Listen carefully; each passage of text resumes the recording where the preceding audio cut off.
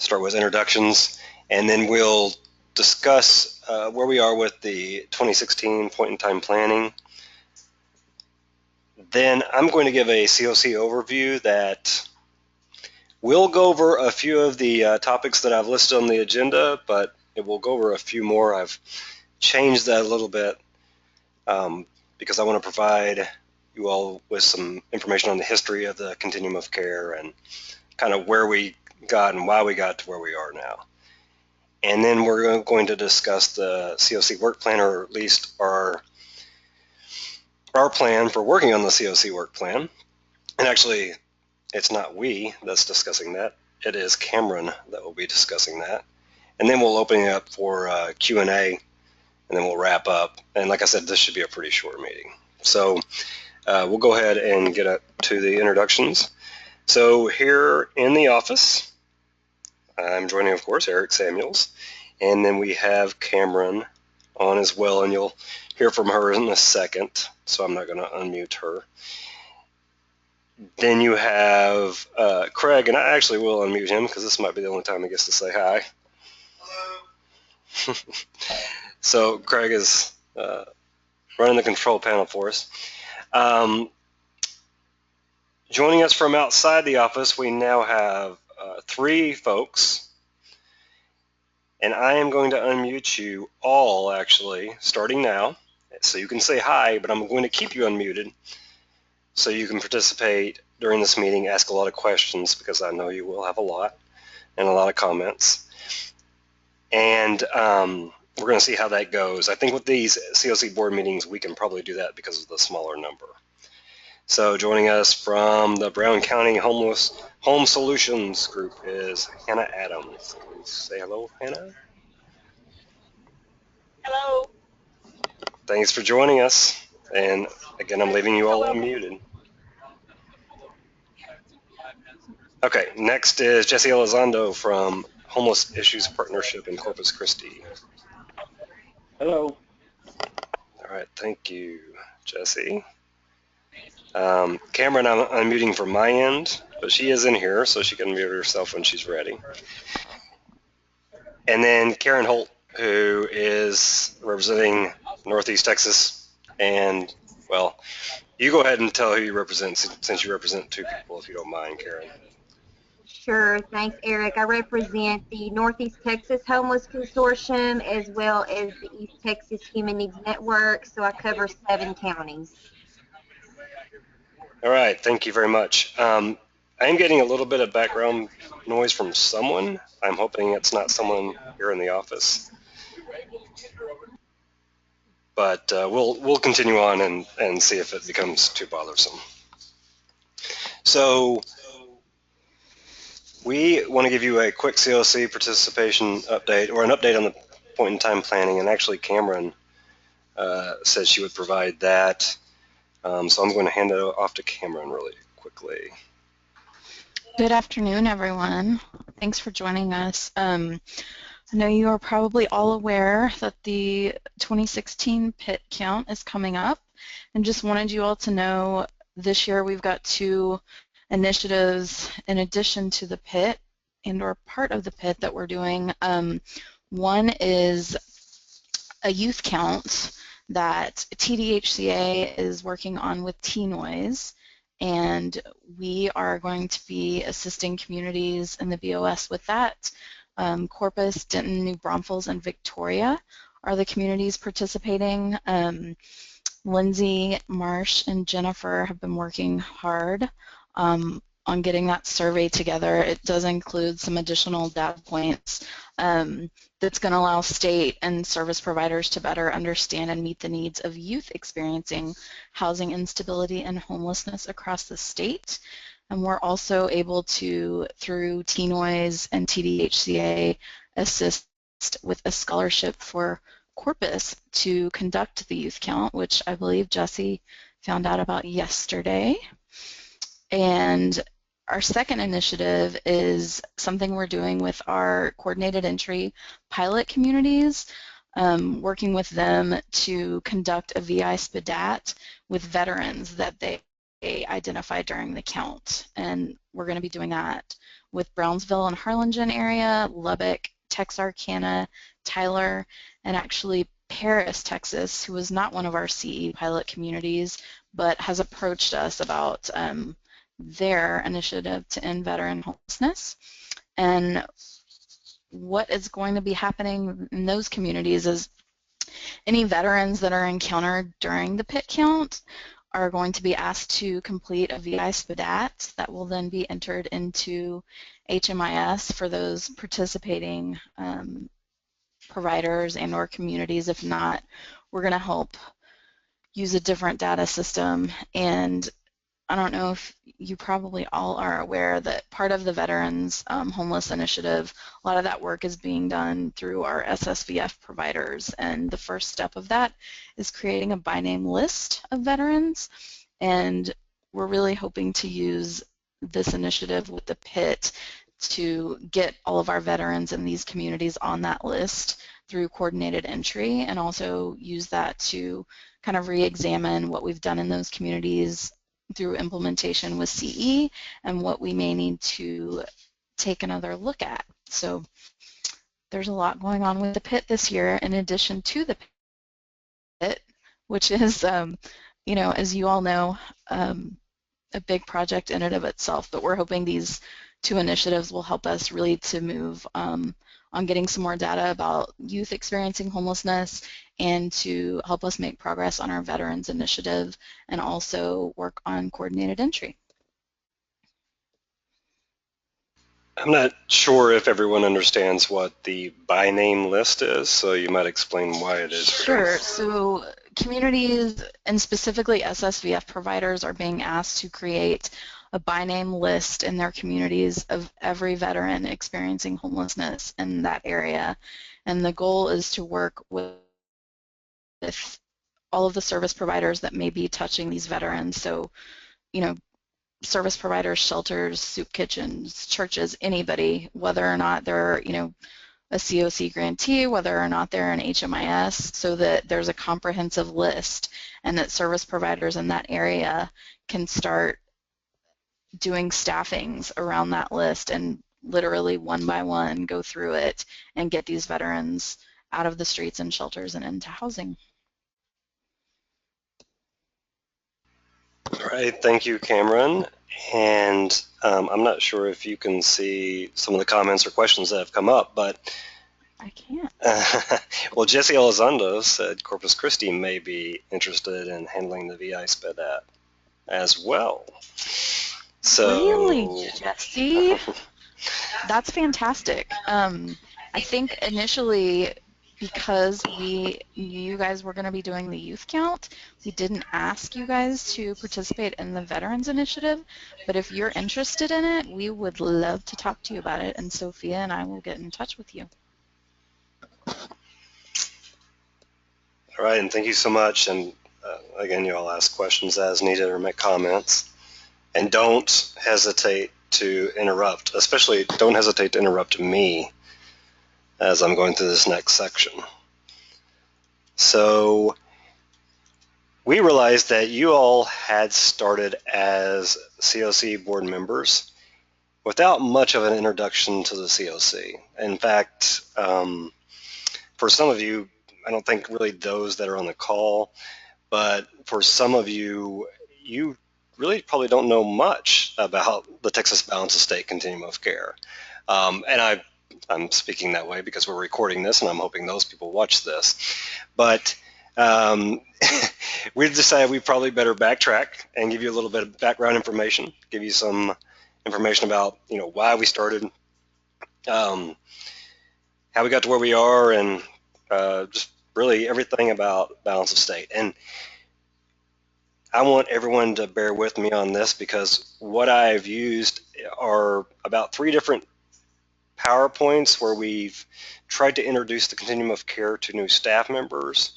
We've used these PowerPoints when people start, and sometimes we get too far into the weeds with them, and sometimes we are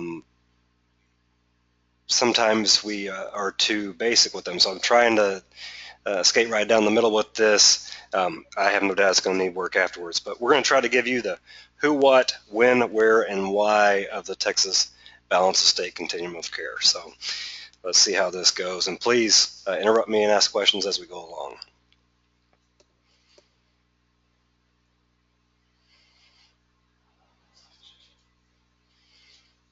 Okay, so the Balanced Estate, 5 W's.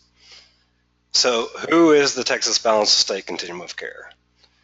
So what we hear all the time, and I hear this from other COCs, which amazes me, but people just call Texas Homeless Network the Texas Balanced Estate Continuum of Care.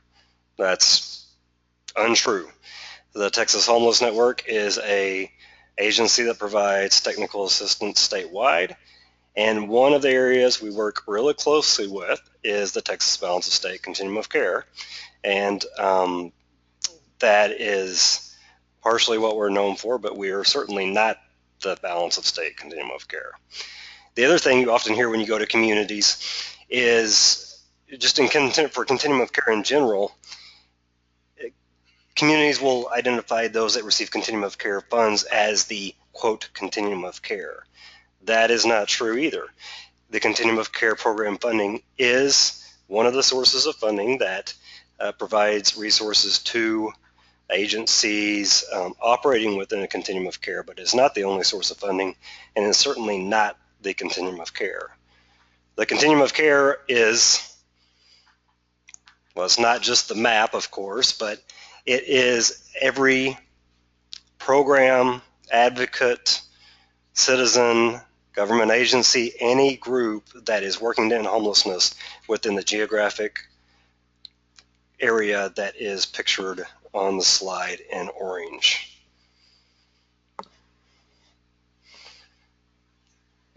The Texas Balanced Estate Continuum of Care is its members working with local homeless coalitions.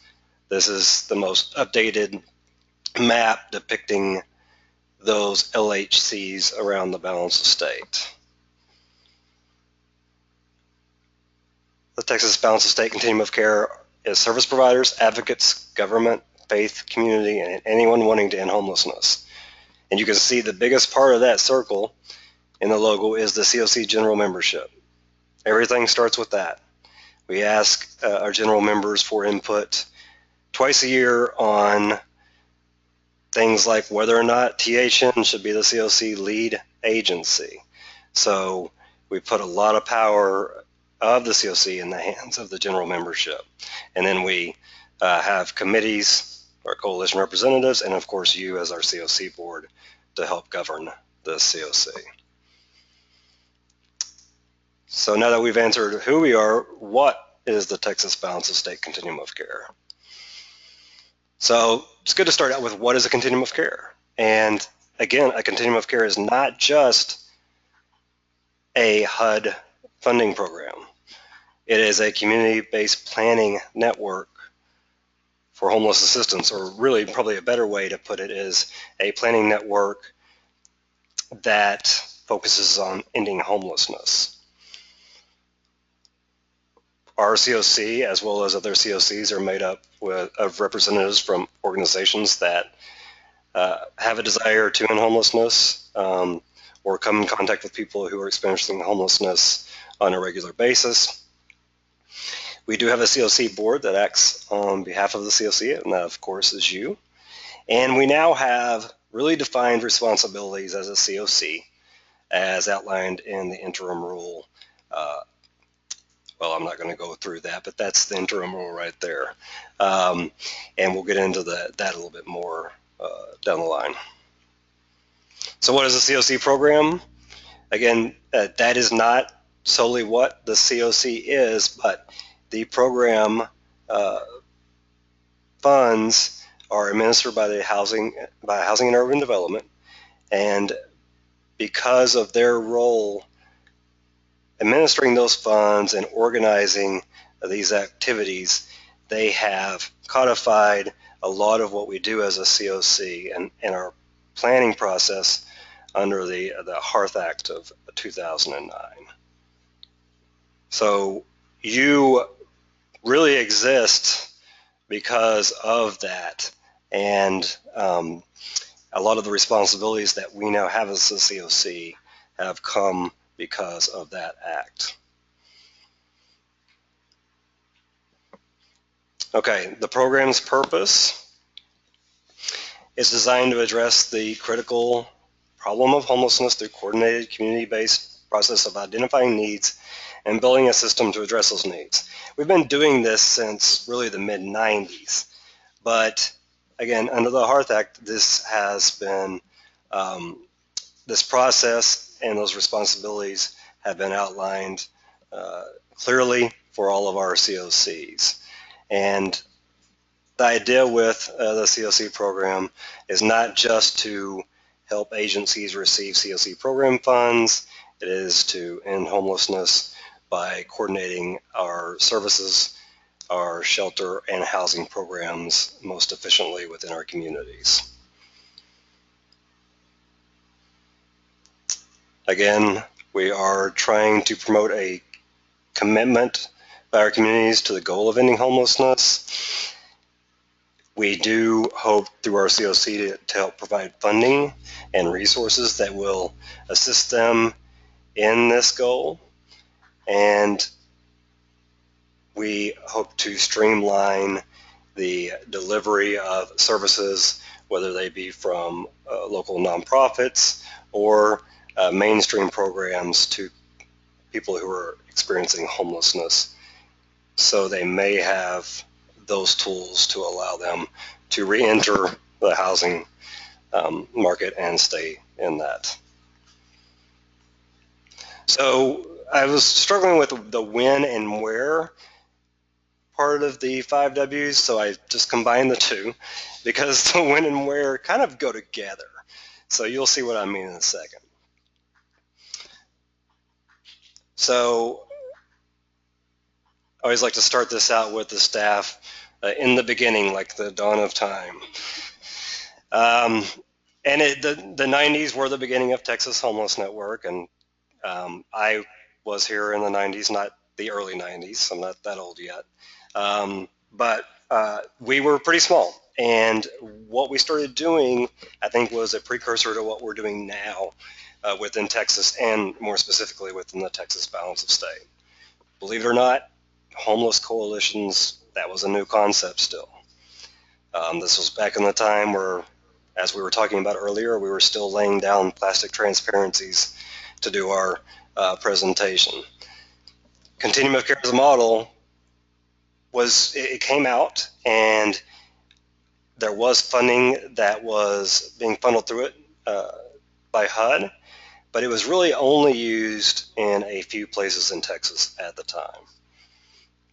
So our early role was to help build these coalitions and introduce communities to the Continuum of Care model. So we would get groups together that had not previously met together. Believe it or not, Salvation Armies and your local missions weren't always meeting, even though they were serving a lot of the same people. At that time, we got those folks together with the faith community and other members of a community to form homeless coalitions and educate them on the Continuum of Care model. And we provide as much technical assistance as we could to help them with this, and a lot of communities really thrived with this, and some are still meeting as coalitions today, and many have CoC funds. Now, what we started noticing in the early 2000s was that a lot of the efforts we put forth were really helpful and really paying off for communities that are in our major metropolitan areas. So Dallas, Houston, Austin, Fort Worth, San Antonio, those folks, they really began to thrive. And Texas Homeless Network did not play as big of a role in those communities anymore because those communities had strong continuums of care and it had already begun to receive funding. What was missing was the support and funding for the areas outside of the metropolitan communities. And those folks often were not applying for CoC funding or even doing CoC planning at the time, or they had attempted the CoC planning and they had applied for funding and oftentimes did not receive that funding, or if they did, they received very little for the work that they put into the process. So at this time, THN started noticing this, and HUD also started noticing this. And one of the things that really caught HUD's eye was the fact that Texas had all of these counties that were not covered by any CoC. You could see that in 2003 we had a lot of different CoCs that were applying for funding, but even with that, we had a lot of areas that were left uncovered. So they reached out to us to work with some of these communities that were not covered, or some of the communities that were currently covered but not having a whole lot of success with their CoC planning and application for funding. So in the mid-2000s, we started thinking about developing the Texas Balance of State Continuum of Care. And I say we, I was hearing about it from actually outside the state at that time. Ken Martin, the previous executive director, worked closely with a consultant on this project and with HUD. And they began to meet with communities and pitch the idea of joining together as a balance of state. One of the things that Ken and Paula, the consultant, did at the time was explain to the folks in our communities that the balance of state continuum of care idea had been implemented in several states outside of Texas already and have been very successful. So people started to join on board, and by 2005 there were about 170 counties, most of those that were not previously covered by a CoC, that had joined the balance of state. So once we got their commitment in writing, we started sending staff around the state to really get them involved in the planning. And we met with local homeless coalitions really frequently. In fact, took a little trip down memory lane earlier and looked at my travel from 2006 to 2007. And you can see that a very common trip for me and for our THN staff was the one that's on the right, where you went from Austin to Brady to San Angelo, Brownwood, Cleburne, Granbury, Waxahachie, and back to Austin. And this was in an effort to meet with those folks in our local homeless coalitions regularly and in person to introduce them to the Continuum of Care program and get everyone invested. And over the course of a few years, that effort started to pay off. And communities like the community on the left, Mount Pleasant, started enjoying the fruits of their labor. By 2006, we received our first funding, and that was for HMIS. By 2009, we received funding for new housing programs. And one of those programs was in Mount Pleasant, where that picture was taken. The other two were in Laredo. And since then, we have been able to help communities get funding for a lot of supportive housing over the course of the years, and we've really increased that funding. In 2009, you saw earlier that the Hearth Act had been enacted, and because of that, THN staff began looking at a CoC board and really trying to identify what other balance of state projects around the country were using for their CoC board. So in 2011, we started getting just our community members that weren't really organized within the CoC as much as they were locally, but we began calling them in for webinars to discuss this idea of a CoC board. And because of Hearth, we realized that we had to act. We had to choose what structure we were going to use. So previously, the Continuum of Care Board was identified as the Texas Interagency Council for the Homeless.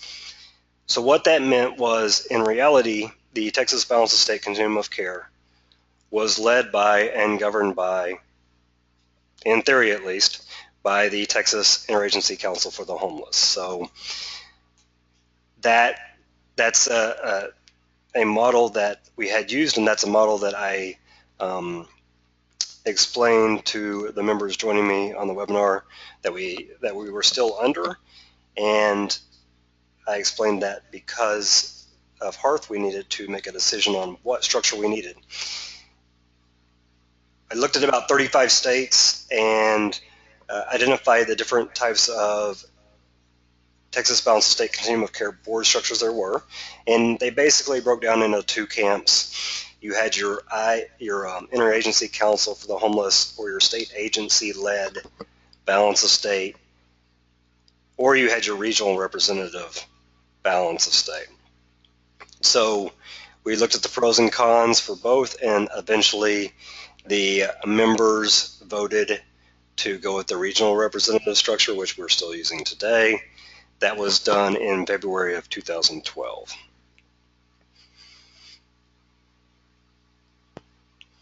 So where we are now, we have several more homeless coalitions because of the work you all have done and THN has helped with.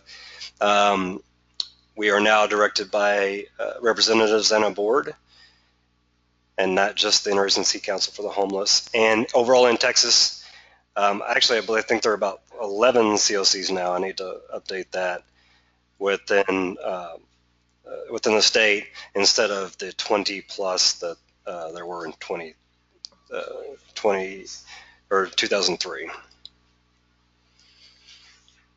And Craig says there were 27 apparently in 2003. So here's where we are. You can see, you guys seen this map a lot. It's not new to you, but that's a far cry from where we were way back here in 2003. So a lot has happened, and that is the when and where of the Texas Balance of State. So why did the Texas Balance of State Continuum of Care form?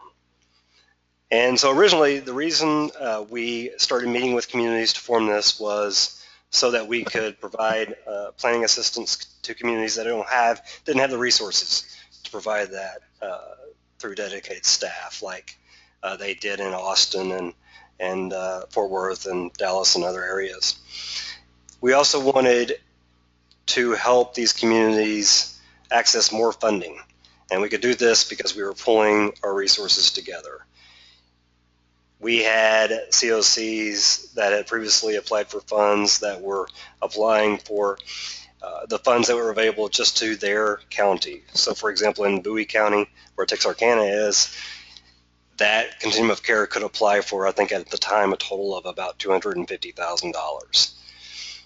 At the time, that seemed like a pretty good amount of money, but it really would make up about one project, and they needed to access more funding than that. So when we pulled all of our resources together, communities like that could apply for much more funding. And that was one of the big reasons. The other reason was that we felt that if we could join together, it would not only provide us with the access to more funds, but it also would make our applications, whether they be for HUD Continuum of Care program funds or other grant funding, it would make that application more competitive whenever we go up against larger metropolitan continuums of care. And then, of course, we did this to offer support to communities in the development of plans or strategies to end homelessness. And that's something that THN does for all of Texas, but the focus has been on the Texas Balance of State because that's where the big gap has been. So Working on a state level, we saw that gap and we recognized the need to fill it, and that's what we've been trying to do through the balance of state. And as part of that effort, we have stepped up to lead the Texas Balance of State, or serve as the lead agency and carry out the responsibilities of that. In the beginning, the responsibilities of the Continuum of Care lead were pretty simple. They really didn't extend much beyond doing a point-in-time count, coordinating some planning, and helping applicants submit an application for HUD Continuum of Care program funds. But now that HARTH has been enacted, there are very defined roles. And so our role as the CoC lead is operating the CoC, designating the operating of an HMIS, and CoC planning. So the operating of the CoC includes having the annual meetings of the full membership, which we do, inviting new members every year, and adopting and following a written process to select the board, which we have recently updated, and that is why you are now our board members. We appoint additional committees, subcommittees, or work groups. That's something that we have done in the past, but we got away from that, and that's something we need to get back to. And I have a feeling that Cameron may be making a call for the formation of some committees as we develop a work plan and as we operate with a work plan. We also have to develop and follow a governance charter, which we've done. That has been updated a few times throughout the years. That's a living document. It will be updated again. We need to consult with the recipients of grant funds, and that's not just including the CoC grant funds, but other grant funding. And we need to work as a CoC to establish what we expect of these grantees and go beyond that, and not only tell them what we expect, but also hold them accountable and check to see the progress they're making. And if they're not making the progress that the CoC expects, helping that entity to improve their performance through training and technical assistance.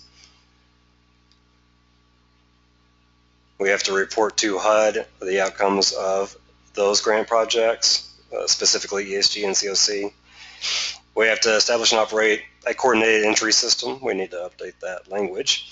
And we need to establish and follow written standards. That's something that actually Cameron has already started working on in her short time here with staff through the CoC Planning and Operations Department. We need to, we need to operate coordinated entry and do the written standards.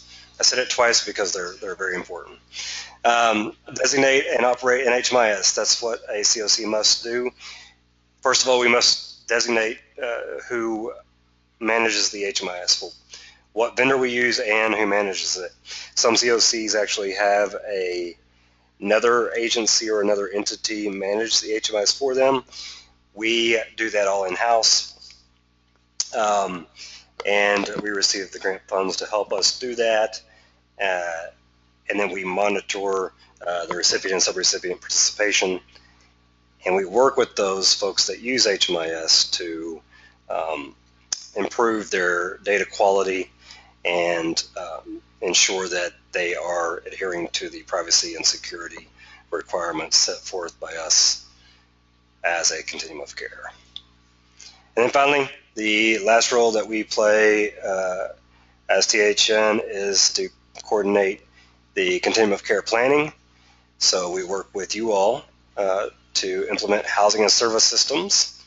And for the balance of state, that's a little bit more difficult than it is for other continuums of care, because instead of working on one housing and service system, we are in effect working with about 25 to 30 housing and service systems. Same situation with the point-in-time count coordination. We need to do this at least every other year, at least the full count every other year.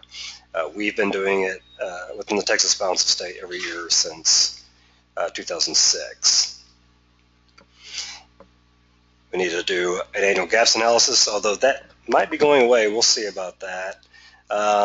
That's something that we, as Texas Homeless Network, as the Texas Balance of State lead, need to offer our communities so they can identify their gaps and work to fill those gaps. We need to work with our jurisdictions on their consolidated plans and then consult with ESG funders on the allocation of those funds. And of course, write and submit the Continuum of Care application, and actually submit the consolidated application, which was done last month. And as part of that, coordinate the submission and prioritization for project proposals, which was also done last month, and a lot of you participated in. And I'm sure, like us, you're glad that it's over for one more year. So, like I said, this is going to take a little bit of work to perfect this, but I wanted to give you a little bit of background and just an idea of why we started the Balance of State and why we got to where we are now. So are there any questions at all from the folks online? And remember, your mics are unmuted, so you can just speak up if you need. Okay, there does not appear to be any questions. So we can go ahead and move to the next thing, which is, sorry, I was reading something that came over, which is the CoC work plan.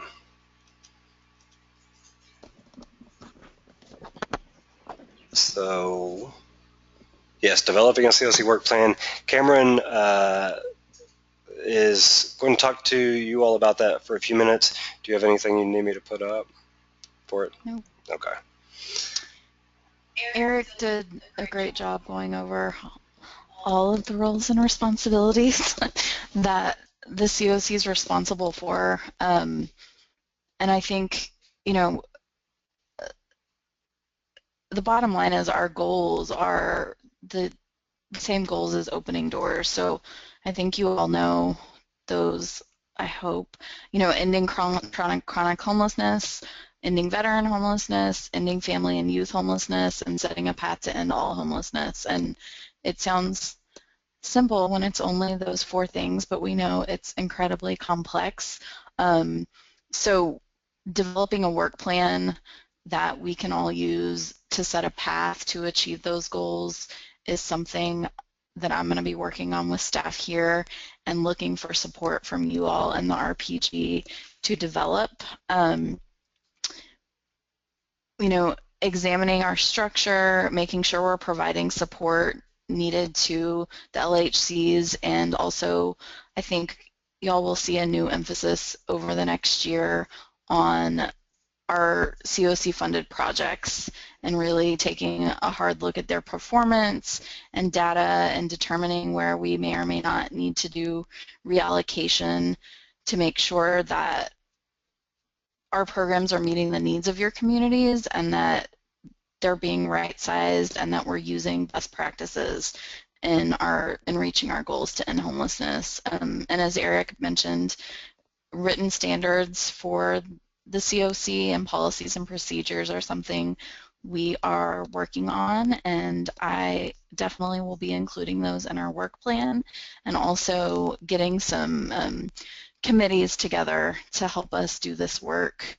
As you all know, and I'm still trying to grasp the size of the Balance of State CoC and the structure, you know, and how it all works. And I think everybody's done an incredible job, and I hear every day about work that's happening in the communities that are covered by the Balance of State, and some of that work we're really familiar with, and some of it we didn't even know was happening, and those things are all great to hear. But I'm really hoping we can develop a roadmap together and put together some really specific strategies and also figure out how we're going to measure our performance, not just for the CoC application, but for the work everyone is doing in our coverage area to end homelessness. And as Eric said, this was going to be really brief, and then that is really brief.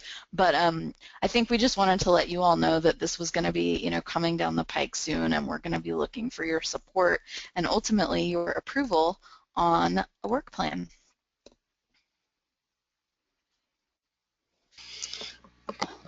Okay, and Cameron's right. Her part's going to be really short, and our meeting overall is going to be really short. This may be the least substantive meeting that we have probably all year. We'll probably be voting on things nearly every month beyond this, I'm assuming at least. So we wanted to keep it short because of that. But I do want to open it up to any questions you have.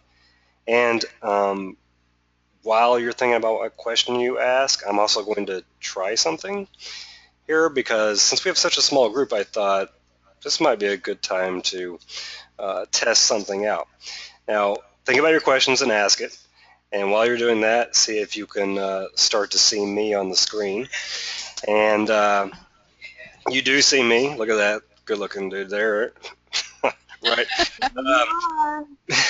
Hey, but what I am actually, I'm not just showing you me just to show you me. I'm actually going to ask you if we can see you. Because there might be instances where it would be helpful if we could all see each other while we're meeting. And this is a small group, so we could do that. Okay, we see Craig. So I'm trying to get an idea if you have that capability on your computer to put yourself on. I wouldn't even know how to do that. Okay, if you look up at your GoToWebinar, I always call it your widget, your toolbar, which for me it's on the right side of my screen. I think on yours, like on mine, you'll see a little camera underneath the microphone symbol. If you do see that, click on that and try that. And if I don't have that. Oh, you don't have that. You know what? I think it's maybe just organizers. So There's Craig, Anna. now you see all of us in here. So unfortunately, it doesn't look like we're able to give you the option to show you yourself on video. We're going to try to figure out how to do that.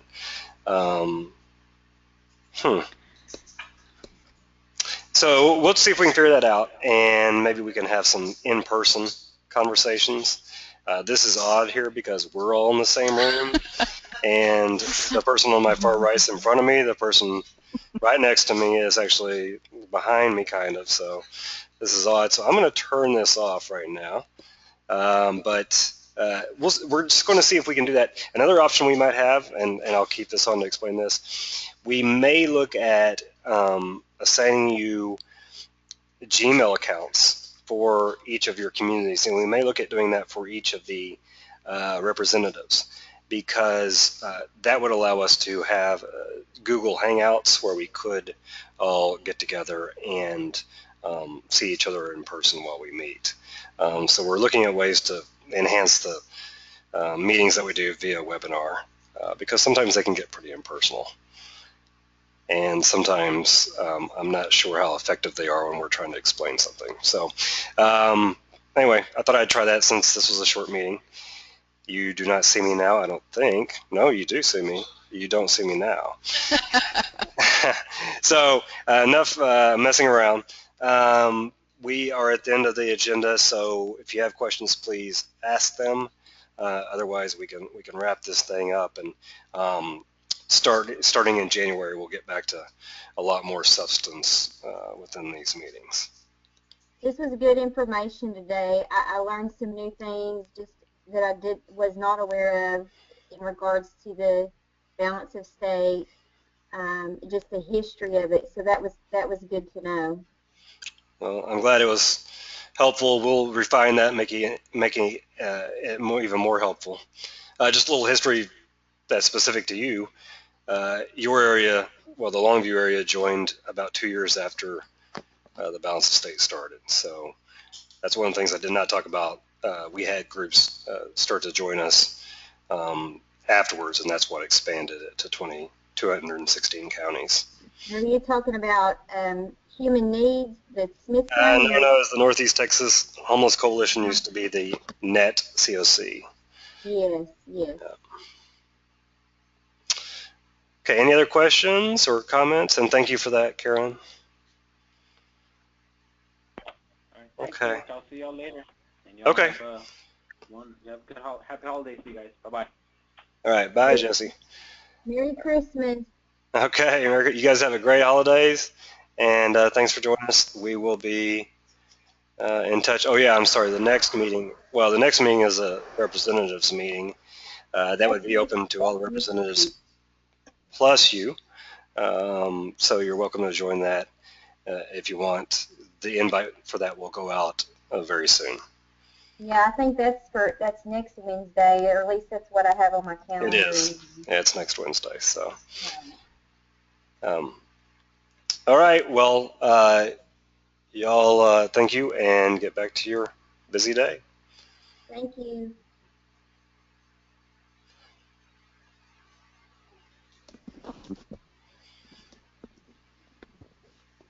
Mike said he had to join ladies with us.